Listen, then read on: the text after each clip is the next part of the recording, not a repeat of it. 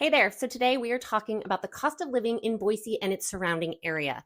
Certainly not the coolest or sexiest topic by any means, but one that we are asked about pretty frequently and one that is obviously very important to understand and really take into consideration prior to making that decision to move here. While Boise and its surrounding Treasure Valley was once deemed as being one of the most affordable places to live in the US, well, times have changed. So in this video, we will break down what you can expect to pay regarding housing, transportation, utility bills, childcare, property taxes, and all of that jazz. And then please be sure to stick around to the very end because we will put together a quick comparison where we look at Boise compared to a lot of other major cities and just see how they align in terms of cost of living. So let's break it all down right now. First up, when it comes to one's cost of living, the largest expense is almost always housing. In general, across the US, the cost of having a roof over our heads accounts for roughly 25% of our household's monthly budget. So for Boise, Idaho and the surrounding Treasure Valley, let's look at what this means right now. Right now, we are nearing the end of 2023 with 2024 right on the horizon. And as of today, the median sales price for homes across the Treasure Valley. So for this, I am grouping together both Ada County, which is the county that includes Boise, Meridian, Eagle Star, and Kuna. And I'm grouping Ada with Canyon County. And Canyon County is made up of Nampa, Caldwell, Middleton, Parma, and Melba. Okay, so if you look at both of those counties together, the median sales price is currently $460,000. If you are a numbers person and are wondering what the average sales price is, that's about $100K more and is currently right around the $560,000 mark. For the purposes of this video though, I'm gonna stick with the median sales price because it obviously represents the price right in the middle of the range. Thus, it isn't skewered by any crazy outlandish prices and home sales, but instead it will give us a more right in the middle, more let's call it normal standard to work from. Okay, so what can you expect to get for $460,000 across the Treasure Valley? While this will, of course, vary depending on many factors such as location, square footage, condition, lot size, age, all of those. In general, for $460K in today's market, you could expect to be able to find an 18 to 2,200 square foot home with 3 beds, 2 baths, all situated on a standard size lot. So then, this brings me to our next cost of living expense. Let's talk about property taxes. And let's continue to use our example, the $460,000 home. Property taxes definitely vary across the valley.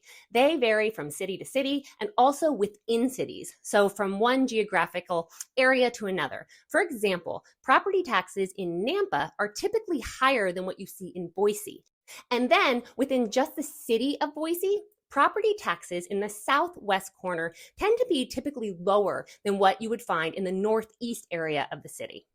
Across the valley, to just get a rough idea, it's typically safe to assume a 1% property tax rate. Now, just to be clear, because this is something that very often confuses people, that 1% will be based on the home's assessed value, not on the purchase price. Another factor to keep in mind, assuming the home would be your primary residence, which I'm guessing, considering you're watching this video, is probably going to be the case. And if it is, that would mean you would qualify for a $125,000 homeowners exemption. So here you can see roughly how this would all break down. If you were buying a $460,000 home, let's say its assessed value is actually, let's say $380,000. And if you're wondering why I dropped the assessed value by $80,000, that's because typically in today's market, our county assessor's offices usually have recorded assessed values that are lower than what we see homes actually sell for. Okay, still with me? So let's assume that this property with its assessed value of $380,000 is your primary residence, which would mean, remember? Yes, you would qualify for the homeowner's exemption of $125,000. That would bring your new tax basis down to $255,000. And then using that assumed 1% tax rate, that would bring your annual property tax to right around $2,550. Again, this is just a rough example, but something that should help you wrap your head around what you can expect. Okay, so next up, let's talk about utilities. For homeowners, property investors, and renters alike, utility fees can undeniably have a significant impact on your overall overhead and bottom line. Let's first look at electricity costs. According to Electricity Local, which I will link to in the description of this video, the average residential electricity rate in Boise is $8.55 per kilowatt hour. What the heck does that mean? Well, at that cost, it means living in the Boise, Idaho area would mean you would be paying 28% less than that of the national average. And even a tad lower than the average for the state of Idaho, 1.38% lower if you're curious. So just so you have some idea of what kind of dollar amount you could expect to be paying here, if you were to buy that home we previously talked about, so the 3-bed, 2-bath, roughly 2,000 square foot home, you'd likely be looking at a monthly electricity bill anywhere between the $40 mark, so that would be during the coldest months of the year when you wouldn't be running your AC 24/7. And then about 110 to 140 during the peak months of the summer, when really all you want to do is live off watermelon and popsicles, and the mere thought of having your AC unit fail makes you kind of hyperventilate. Again, these are estimates, but will hopefully give you some idea of what to expect. Next up, let's talk about the internet and cable. Just like about anywhere in the country, plans vary widely for both internet and cable services. Based on this Numio, I think I'm pronouncing that right, Numio survey consisting of local entries, the average monthly internet bill for Boise residents is currently right around the $62 mark. This cost obviously varies based not only on the internet or cable service that you've selected, but also the package that you've chosen. I will also include a link to this resource that I just referenced, as it is packed with interesting takeaways, several of which I will be referencing later on in this video. Okay, so what about trash? The City of Boise's garbage and recycling program charges about $23 to $28 per month, which is pretty comparable to what you'd also see in other cities across the Treasure Valley, such as Meridian and Kuna. Okay, so now let's move on to water. Boise residents' water bills fluctuate based on time of year and usage rate. During the summer months, we typically see higher water usage, thus higher bills. Whereas in the winter, bills typically decrease. In the summer, bills can range from 75 to 150, and then in the winter, the average range is typically substantially lower, so more like 30 to 65.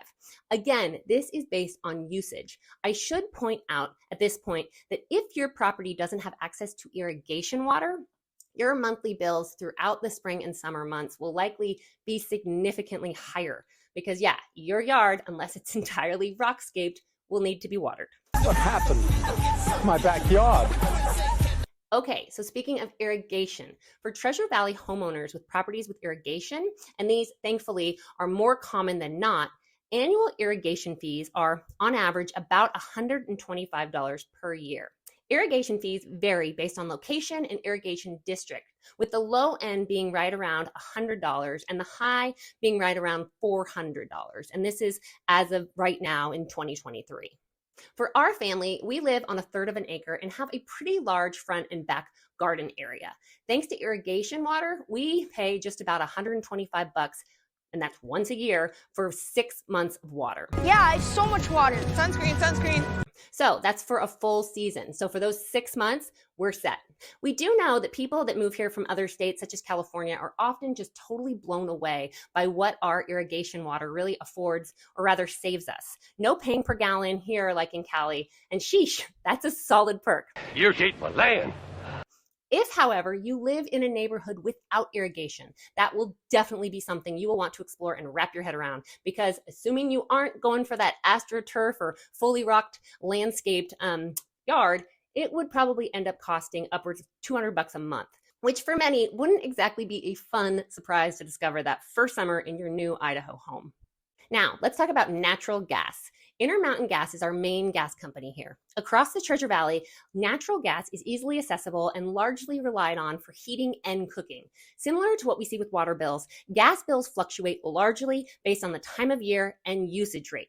During the summer months, it can be as low as $30 to $50 because, yeah, you're obviously certainly not heating anything up certainly not your house at that time of year.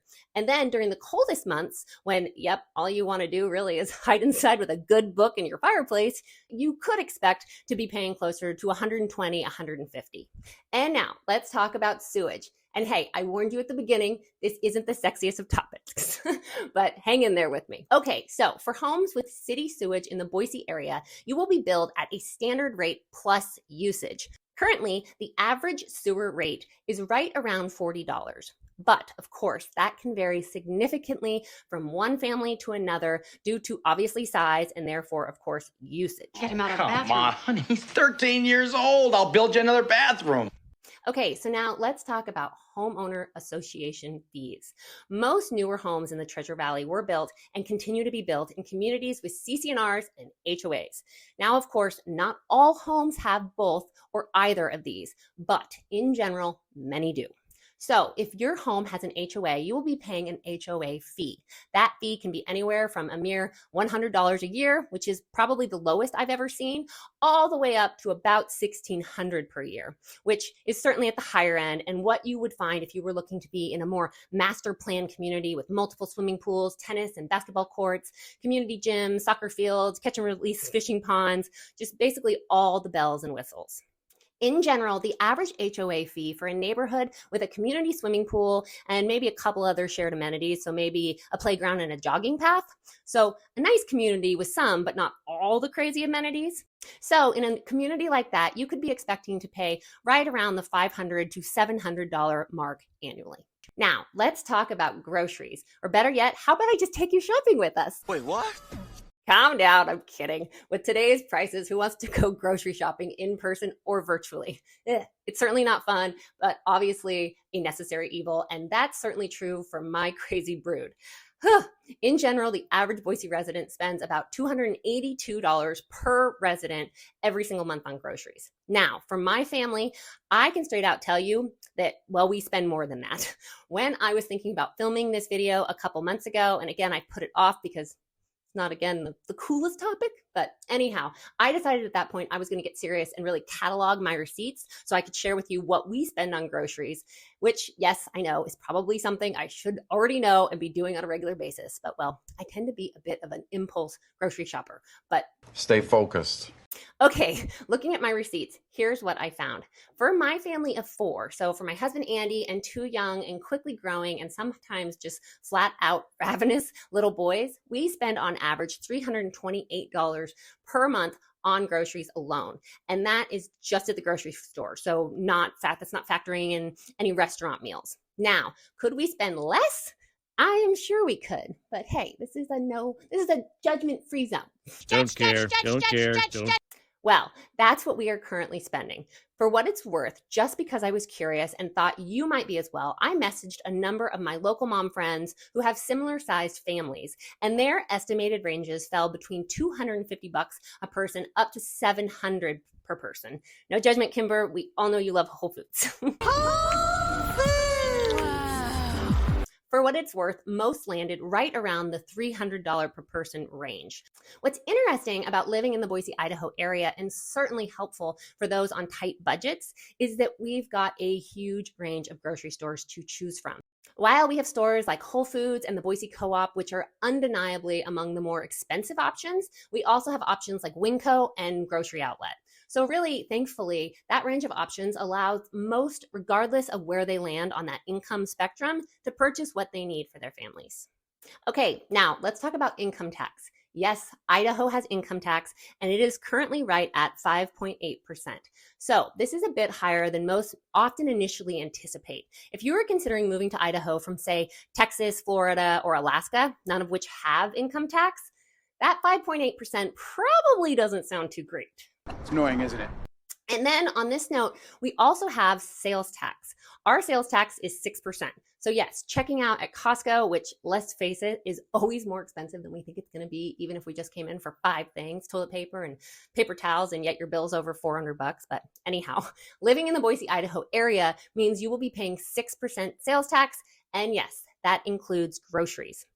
And now, on this note, here's another thing we are repeatedly asked about from people considering moving here from other states. Is there a local sales tax? While the state of Idaho does have an additional local sales tax up to 3%, you typically only find that additional tax, thankfully, in the more destination and resort-like cities such as Sun Valley, Ketchum, and McCall. I'll put a link in the description of this video for you to check out all of the Idaho cities that currently have an additional local sales tax. Again, this is something that we are routinely asked about, usually from newcomers moving from places such as the Bay Area, where they are now experiencing an overall sales tax due to the addition of this local sales tax. It's currently over 10%. Thankfully, that is not the case in Boise or any of its surrounding cities. And then, of course, let's talk about gas prices. Gas prices vary widely. As of today, September 2023, our average gas price here locally is right around the $3.99 mark. This one, I'm not going to spend much time on just because, as we all know, gas prices change very quickly, right? Just know that in general, gas prices in the Boise, Idaho area tend to be right around the national average. I will put a link to a AAA website to see an interactive map that really dives into this topic.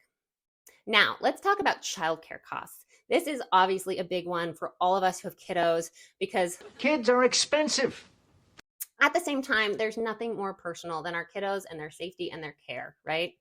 In the Boise, Idaho area, childcare costs for children under the age of 6 typically range from about $1,000 to $2,000 a month, with infant care being around $1,500 to $2,500. There are obviously various childcare options, from care centers to at-home nannies to at-work nurseries. So for this one, it can and will vary largely on your unique situation and childcare needs.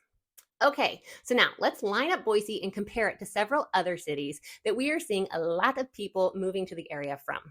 First up, let's compare the cost of living in Boise, Idaho to what you'd find in Seattle. Before I go on, if you are curious to learn more about any of these comparisons, I will put links to all of the sources and I reference in this section in the video description. So feel free to go nerd out on them if you'd like. Pot calling the kettle. Okay, so compared to Seattle, Washington, the cost of living in Boise, Idaho is a significant 31% lower. In Seattle, not only are healthcare costs more than 20% higher, but so are food and entertainment costs. Next up, how about we look at Portland, Oregon? How does the cost of living in the land of Portlandia compare to the city of trees? Living in Portland would mean your cost of living would be about 16% higher than what you'd find in Boise. So housing, healthcare, entertainment, and all of those, statistically, they would be more expensive for you in Portland than what you'll find in Boise. Now, how about we look at Houston? Okay, so this one may or may not surprise you. Living in Houston will actually be 15% lower than living in Boise. And what's the number one culprit here? The housing market. While housing prices in Houston have increased over the past several years, their increase hasn't been anywhere near as significant as what we've seen in our local Boise area. As of today, locally, housing in Boise is 45% higher than what you find in Houston. And holy cow, when you consider we're talking about home prices, a 45% difference is huge. Now, of course, if you compare the cost of living to, say, any major California city, well, there's going to be a pretty significant jump. So let's just go with San Francisco. Compared to Boise, San Francisco's cost of living is 44% higher, which, yeah, that would obviously have a huge impact on one's spending power and, for most, the ability to achieve a healthy work-life balance. So now, how about living in Denver? The cost of living in Denver would be 5% higher than what you'd find in Boise. This one is interesting due to how much that difference has really dwindled and narrowed over the past several years. There was a time that living in the Boise, Idaho area was deemed to be significantly less expensive than what you'd find in Denver. But with the growth we have seen, that difference has really narrowed pretty significantly and pretty darn fast. Okay, so how about we check out Salt Lake City? Well, with this one, you'd pretty much be breaking even, just a slight 1% difference in favor to Boise. So I guess with this one, since they're pretty neck to neck, I would just encourage you to look up Salt Lake City's crime rate. Those numbers are pretty surprising. And well, if I lived in Utah, they would scare me. We're going to win this thing. It's not a competition. We hope you found this video helpful. My husband Andy and I post videos every single week all about what it's like living, breathing, playing, working, and really raising a family, just doing all the things in the Boise, Idaho area. We get phone calls, texts, and emails from people just like you every single week, and we absolutely love it. Call or text us at 208-598-3040, and we can get started helping you learn all you need to about the Boise area. Or if you aren't ready for that initial conversation, please just consider hitting that subscribe button so you can see future videos at your own pace and when you're ready. Thank you so much for watching. Have a great day.